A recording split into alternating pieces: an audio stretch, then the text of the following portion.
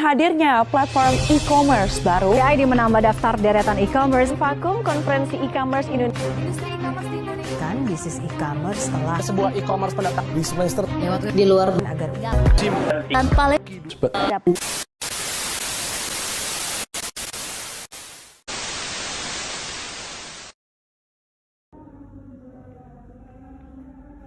Karena begitu banyak perkembangan e-bisnis di zaman sekarang ini, maka dari itu kami akan menjelaskan apa itu e-bisnis dan juga dampak positif dan negatif peran IT di masyarakat, individu, dan organisasi.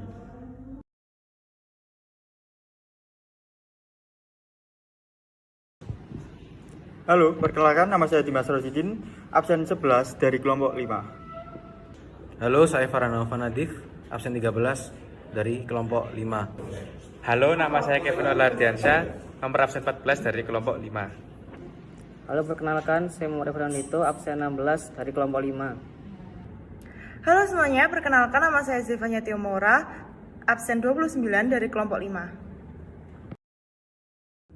Baik, hal yang akan kami bahas kali ini yaitu yang pertama e-commerce, yang kedua m-commerce, yang ketiga e-bisnis, yang keempat dampak positif dan negatif peran IT terhadap organisasi, yang kelima dampak positif dan negatif peran IT terhadap masyarakat, yang keenam dampak positif dan negatif peran IT terhadap individu. Yang pertama adalah e-bisnis. E-bisnis mengacu pada penggunaan teknologi informasi dan komunikasi, khususnya internet, dalam semua aspek kegiatan bisnis. Dalam e-bisnis, teknologi digunakan untuk memfasilitasi berbagai proses bisnis, termasuk pemasaran, penjualan, pembelian, pengiriman, layanan pelanggan, manajemen rantai pasokan, dan lain-lain. E-bisnis di sini dibagi menjadi dua bagian, yaitu m-commerce dan e-commerce. E-bisnis memberikan banyak manfaat termasuk efisiensi operasional, akses pasar yang lebih luas, pengurangan biaya, peningkatan produktivitas, dan kemampuan untuk beradaptasi dengan perubahan pasar dan tren teknologi. Penting bagi perusahaan untuk memahami dan mengintegrasikan e-bisnis ke dalam strategi mereka agar dapat memanfaatkan potensi dan kesempatan yang ditawarkan oleh teknologi digital. Jadi apa itu e-commerce? E-commerce itu suatu bentuk perdagangan yang dilakukan secara elektronik melalui internet, di mana pembelian dan penjualan barang atau jasa dilakukan melalui platform online tanpa adanya pertemuan fisik antara penjual dan pembeli. Jadi keuntungan utama e-commerce adalah memungkinkan pelanggan untuk berbelanja dengan nyaman dan mudah dari mana saja dan kapan saja. Pelanggan dapat mencari produk atau pelayanan yang mereka inginkan, membandingkan harga, membaca ulasan pelanggan, dan melakukan pembelian dengan cepat dan mudah. Bagi penjual e-commerce, memberikan akses ke pasar yang lebih luas, mengurangi biaya overhead fisik, dan memungkinkan mereka untuk mencapai pelanggan di seluruh dunia. M-commerce, singkatan dari mobile commerce, adalah semua transaksi komersial yang dilakukan melalui aplikasi atau situs mobile. Secara umum, mobile commerce dapat diartikan sebagai subkategori e-commerce atau sebagai versi mobile dari e-commerce. Prediksinya, tahun 2023 dan seterusnya, m-commerce akan terus tumbuh. Hal itu dibuktikan dengan riset yang dilakukan mulai tahun 2017. Ketika itu, data menunjukkan ada 139 juta jiwa yang menggunakan e-commerce. Kemudian, jumlah meningkat lagi hingga 10,8% di tahun 2021. Contoh dari m-commerce itu sendiri adalah aplikasi e-commerce, mobile banking, dan pembayaran mobile. Oke, beberapa dampak IT dalam kehidupan nyata. Yang pertama ada pada organisasi, yang kedua ada pada masyarakat, dan yang terakhir ada pada individu.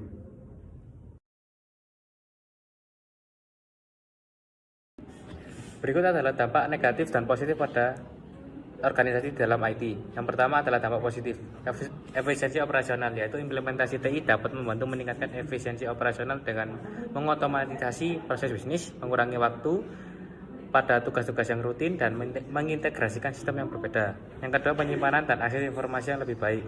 TI memungkinkan organisasi untuk menyimpan, mengelola, dan mengakses informasi dengan lebih mudah dan efisien. Yang ketiga adalah inovasi produk dan layanan.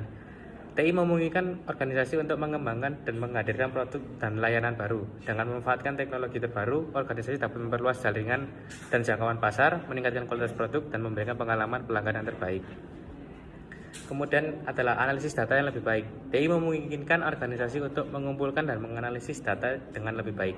Dengan menggunakan teknik analitik dan pemodelan data, organisasi dapat mengidentifikasi tren, pola, dan wawasan yang berharga untuk membuat keputusan yang lebih cerdas dan strategis.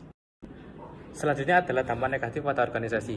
Yang pertama adalah ketergantungan yang tinggi. Ketergantungan pada IT juga memiliki resiko yang tinggi. Jika sistem IT mengalami kegagalan atau gangguan, dapat menyebabkan gangguan operasional yang signifikan dan kerugian finansial bagi organisasi.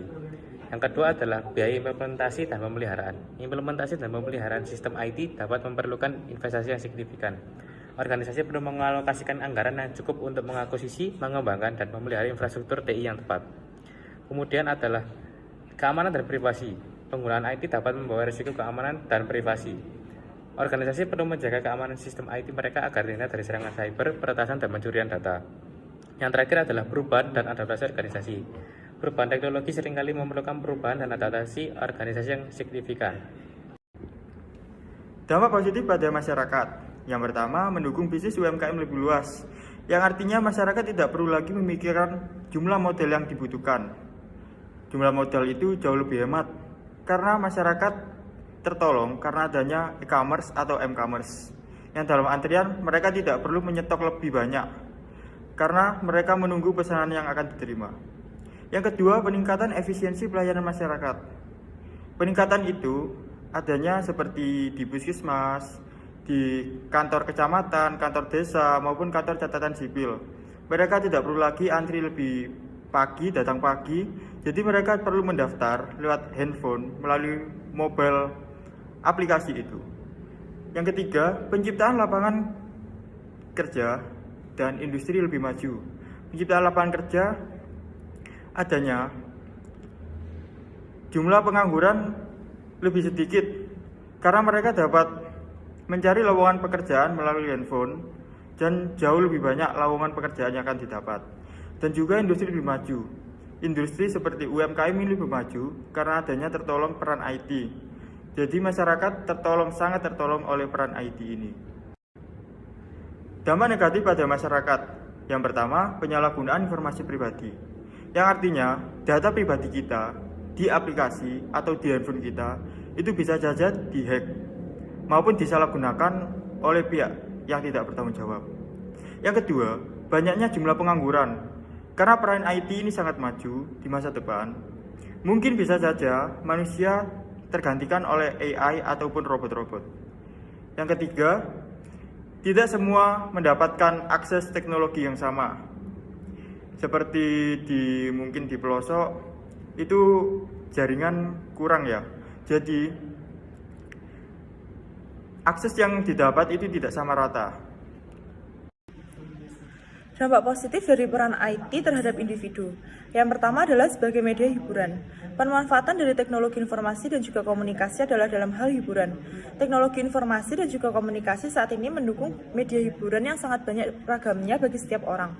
Contoh saja dari media hiburan berupa games, musik, dan juga video. Banyak orang yang bisa hilang dan juga lepas dari stres karena hiburan yang ditawarkan oleh perkembangan teknologi informasi dan komunikasi saat ini. Yang kedua adalah kemudian melakukan transaksi. Kehadiran teknologi tentu bisa sangat memudahkan kita untuk melakukan transaksi dalam berbisnis, di mana di dalam melakukan pembayaran kita tidak perlu datang langsung ke tempat pembayaran dan hanya dengan melakukan transaksi yang mengandalkan teknologi saat ini, semua proses pembayaran dengan mudah dilakukan.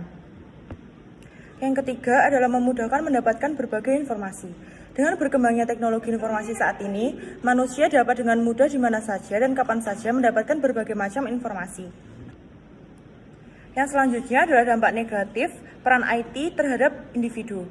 Yang pertama adalah video display, radiation exposure, penggunaan keyboard dalam waktu yang lama. Yang kedua adalah individu menjadi malas untuk bersosialisasi secara fisik. Yang ketiga adalah kejahatan internet.